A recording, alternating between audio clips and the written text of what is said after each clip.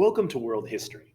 As you might have noticed by our fancy new background here, we're about to sweep away the French Directory and usher in about a decade of rule by a general named Napoleon Bonaparte, who you hopefully remember from last time from his adventures, both holding off and capturing most of northern Italy and also his invasion of Egypt. So let's talk a little bit about Napoleon and how he came to power. So your goal is to analyze the reforms passed by Napoleon and to identify the factors that led to war breaking out again, which would again consume Europe for the better part of a decade. So, sounds fun? Let's dive in. Napoleon, of course, as we remember, was one of the primary generals of a government called the French Directory, who was really only popular because of the army. And as they proved more and more corrupt, people started to turn against the Directory, even people within the Directory. And so a plot was hatched for Napoleon to get rid of this sort of wasteful, useless government and seize control for himself. The plot was masterminded by Foreign Minister Talleyrand, who helped to sort of plan this whole deal. It was this whole staged thing where Napoleon would seize control of the government. Basically, they imagined this plot where Napoleon strode into the halls of the Directorial Congress, the Directorial Assembly, and they came up with this plot where they were trying to stab him to death. And so Napoleon called in a bunch of soldiers, and before you know it, now the government is in Napoleon's hands. So this is the coup of 18 Brumaire, in which the Directory is swept away, and now we have a new government led by our hero, Napoleon Bonaparte. So what did this new government look like? Well, on the surface, it sort of looked like an old Roman government. They called it the consulate to try to tie back to the old Roman Republic, where there'd be three leaders called consuls who would share power theoretically. So the idea was there would be a division of power. But the reality of it was Napoleon was named first consul, which was more powerful than the other two consuls.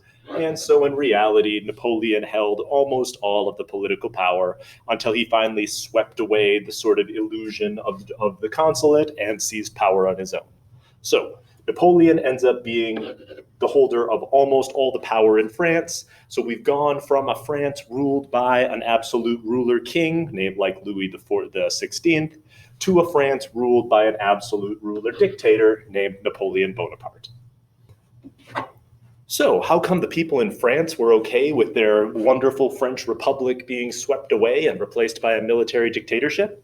Well, Napoleon passed a series of reforms in France that were somewhat popular. For example, the Concordat was a deal with the Pope. As you may remember, during the French Revolution, church land was seized, and in the later phases of the revolution, the revolutionaries tried to aggressively push out Christianity. Well, Napoleon basically brought Christianity back. He didn't allow the church to get back their lands, but he did allow a return of French bishops and created a deal with the Pope in order to allow Catholicism to return to France. So, as Christianity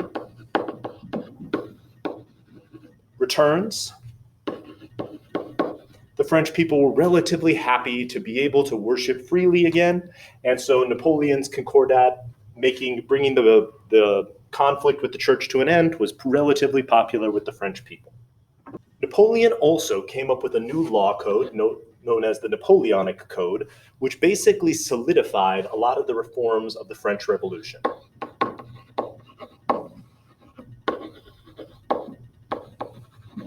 The French Revolution had kind of jerked from position to position and had never done a particularly good job of upholding those very lofty declaration of the rights of man that were laid out at the beginning. And so Napoleon's Napoleonic Code put many of the principles that the French Revolution was based on into law. So, for example, serfdom is now officially abolished again, just in case. We're going to have religious toleration, which is pretty solid. You're not forced into the profession of your parents, which is nice.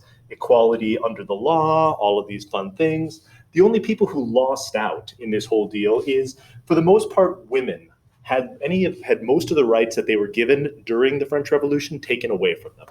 And so the Code Napoleon was mostly a step forward for France, making sure that the reforms of the revolution would keep going.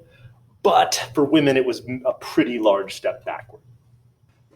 Finally, Napoleon got tired of the illusion of the whole consulate, the whole democracy thing, and had himself crowned emperor.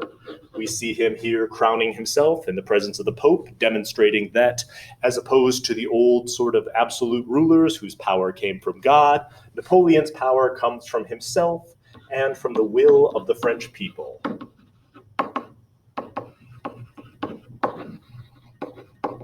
Napoleon had staged a vote or plebiscite in order to basically get the French people to approve him naming himself emperor. Despite the fact that the vote was probably incredibly rigged, they did overwhelmingly support him, and so because the French people willed it, the French Republic turned into the French Empire with Napoleon as its absolute ruler. Finally, this brings us back to the war, which we keep weaving in and out of the narrative because it's always going on sort of in the background, but a lot of the time there aren't any major events happening that are important on the war front. So the war picks up again, of course, because of Napoleon's invasion of Egypt, which angers the British.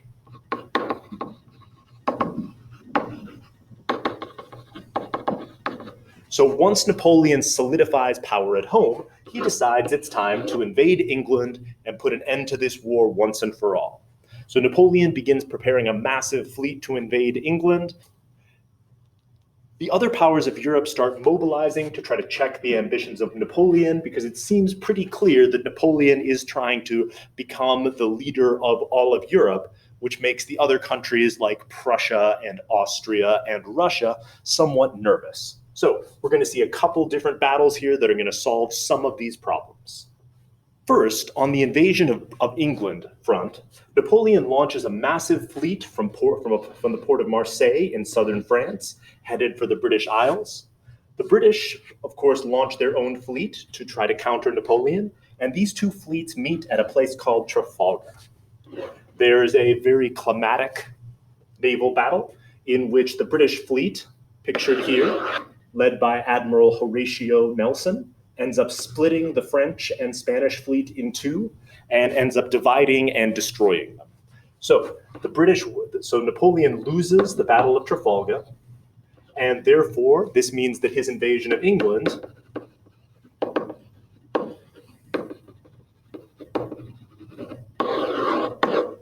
is totally not going to happen, and Napoleon's going to have to find some other way to force the British out of the war.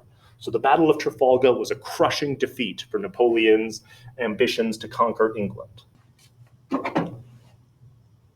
But the other front goes incredibly well. Napoleon is able to lead his grand army. The French army at this point has been incredibly well trained.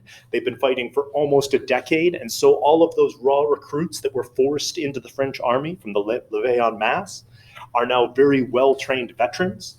And so Napoleon is able to absolutely crush a much larger Austrian and Prussian army at the Battle of Austerlitz.